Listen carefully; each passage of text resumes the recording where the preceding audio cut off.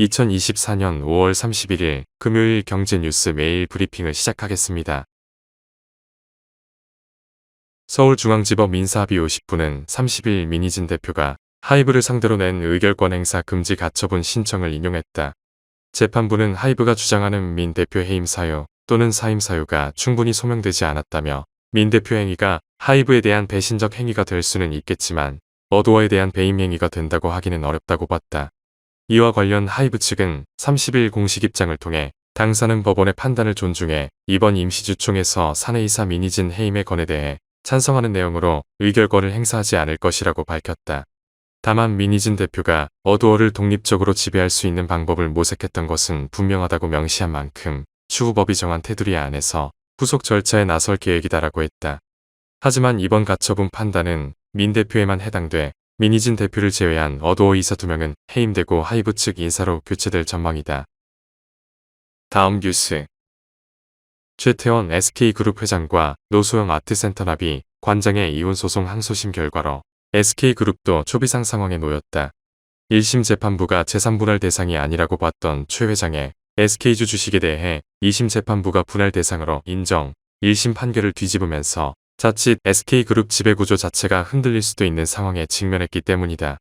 제3분할 대상은 현금이지만 금액이 1조 3,800억 원에 달하는 막대한 규모인 만큼 최 회장이 재원 마련을 위해서는 보유하고 있는 지분의 매각도 고려해야 하는 초유의 상황이다. 일각에서는 최 회장의 경영권 리스크가 불거질 수 있다는 우려도 나온다. 한편 SK 주가는 서울고법의 판결이 나온 30일 오후 2시 50분을 전후로 급등해 전 거래일보다 9.26% 오른 15만 8,100원에 거래를 마쳤다. 다음 뉴스. 현지 시간 29일 뉴욕타임스 등에 따르면 몰도바를 방문 중인 토니 블링컨 미 국무장관은 이날 기자들과 만난 자리에서 우크라이나에 대한 바이든 정부의 접근 방식은 전쟁 조건과 전장 상황의 변화, 러시아가 하는 일의 변화에 따라 적응하는 것이었다며 우리는 모든 단계에서 적응하고 조정해왔으며 앞으로도 계속 그렇게 할 것이라고 말했다.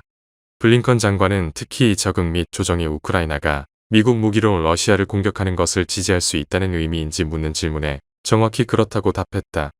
우크라이나가 러시아 본토를 공격하겠다고 결정하면 관련 요구를 받아들일 수 있음을 시사한 것으로 해석된다. 러시아는 강력 반발했다. 블라디미르 푸틴 러시아 대통령은 미국 등 서방 국가들이 우크라이나의 러시아 본토에 대한 공격을 승인하면 영국의 군사시설을 공격할 것이라며 세계적 분쟁의 방아쇠가 될 수 있다고 경고했다. 다음 뉴스. 기후변화 대응 차원의 탈탄소 목표 달성을 위한 청정에너지 수요와 인공지능 개발 경쟁에 따른 전력 공급 필요성 증대로 미국, 일본, 유럽 등이 원전 정책 유턴을 가속화하고 있다. 미국은 29일 원자력 프로젝트 관리 및 공급 워킹그룹을 신설하고 원전 공사 지연을 줄이고 그에 따른 비용 증가를 완화하기 위한 대책 마련에 나서기로 했다고 백악관이 밝혔다. 2011년 동일본 대지진 사태를 겪은 일본도 간사이 전력 다카마 원자력 발전소 3, 4호기 운전 기간을 20년 연장하는 방안을 승인했다. 러시아의 우크라이나 침공 이후 에너지 문제를 겪은 유럽의 주요 국가도 탈원전 정책을 사실상 폐기하고 있다. 그 대표 주자가 프랑스다. 에마뉘엘 마크롱 대통령은 2040년까지 최대 14기의 원자력 발전소를 건설하겠다고 공언한 상태다.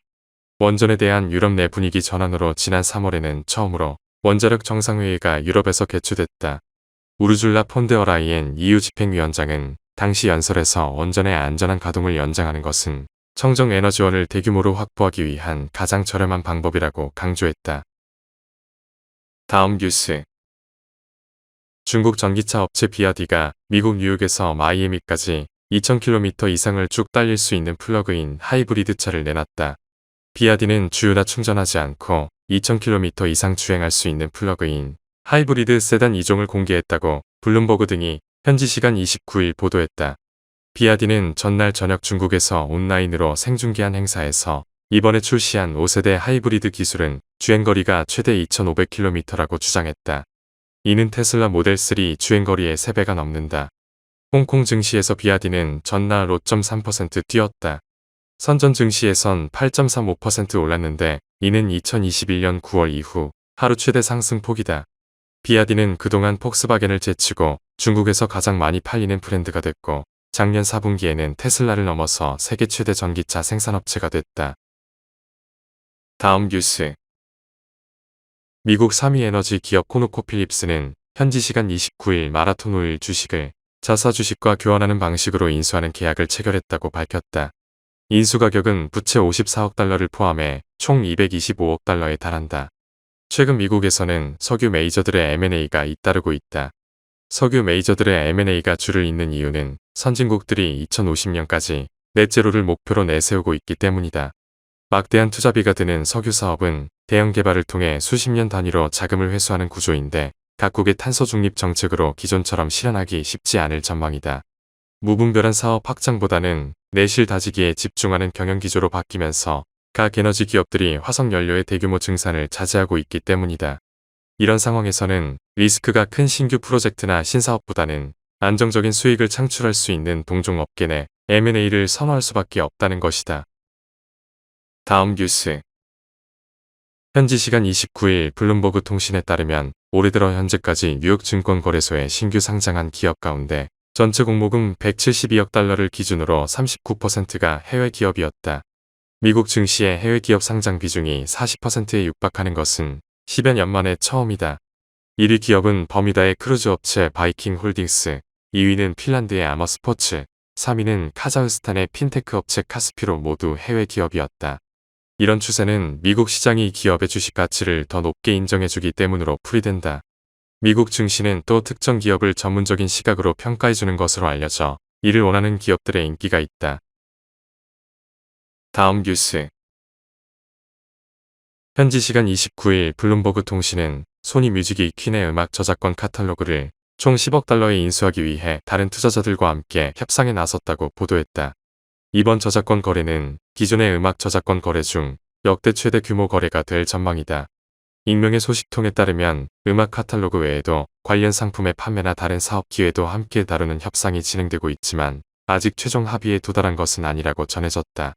블룸버그 통신은 유료 음악 스트리밍 서비스의 성장과 지난 10년간 저금리로 인해 음악 저작권 카탈로그의 가치가 급등했다며 다만 모든 음악 카탈로그 거래가 성공한 것은 아니다. 음악 저작권을 자산으로 편입했던 한 펀드는 투자 회수에 어려움을 겪고 다른 회사에 매각되기도 한다고 덧붙였다. 다음 뉴스.